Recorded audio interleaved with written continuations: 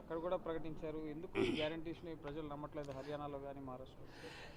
కేవలం ప్రజల్ని మభ్యపెట్టేటువంటి గ్యారంటీ పథకాలని కాంగ్రెస్ పార్టీ ఇచ్చి వాటి ద్వారా ప్రజల ఓట్లు సాధించాలని చెప్పి ప్రయత్నం చేసింది. అనేక రాష్ట్రాల్లో చేసిన చోట కూడా వాటిని పూర్తి చేయలేదు. తెలంగాణలో కానివ్వండి, కర్ణాటకలో కానివ్వండి, చేసినటువంటి ప్రామిసెస్ని ఫుల్ఫిల్ చేయకపోవటమే కాకుండా ప్రజా పరిపాలనని పూర్తిగా విస్మరించింది కాంగ్రెస్ పార్టీ.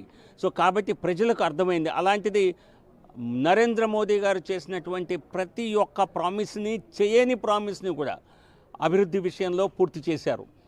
అనేక సందర్భాల్లో అక్కడ మాకు విశ్వసనీయత, మోదీ గారి నాయకత్వంలో బీజేపీకి ఆ విశ్వసనీయత లభించింది.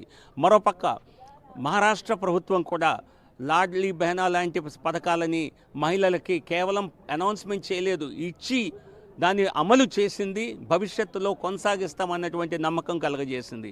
సో కాబట్టి ప్రజలు కేవలం తప్పుడు వాగ్దానాలకి ప్రజలు ఎక్కడా కూడా మభ్యపడరు అంటానికి మహారాష్ట్ర ప్రజలు ఇచ్చినటువంటి సంకేతం చాలా స్పష్టంగా ఉంది. సార్, ఆర్థిక రాజధానిలో ఇప్పుడు మీరు జెండా ఎగరవేస్తున్నారు. దేశ రాజధానిలో సాధ్యమయ్యే పరిస్థితి ఉందా?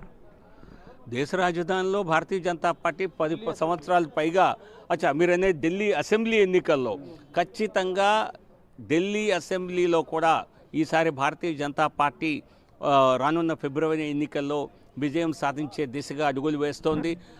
తప్పుడు వాగ్దానాలతో మరి ఇతర పార్టీలన్నింటినీ దూషించి తమను తాము మరి ఒక నిజాయితీ పరులుగా సొంతగా ముద్ర వేసుకొని రాజకీయాల్లోకి వచ్చినటువంటి అరవింద్ కేజ్రీవాల్ ఆయన యొక్క నిజస్వరూపం తెలిసిన తర్వాత ఢిల్లీ ప్రజలు కూడా ఆమ్ ఆద్మీ పార్టీతో విసిగిపోయారు. సో కాబట్టి ఖచ్చితంగా ఢిల్లీలో కూడా మేము విజయం సాధిస్తామన్న నమ్మకంతో ముందుకు వెళ్ళటం జరుగుతుంది.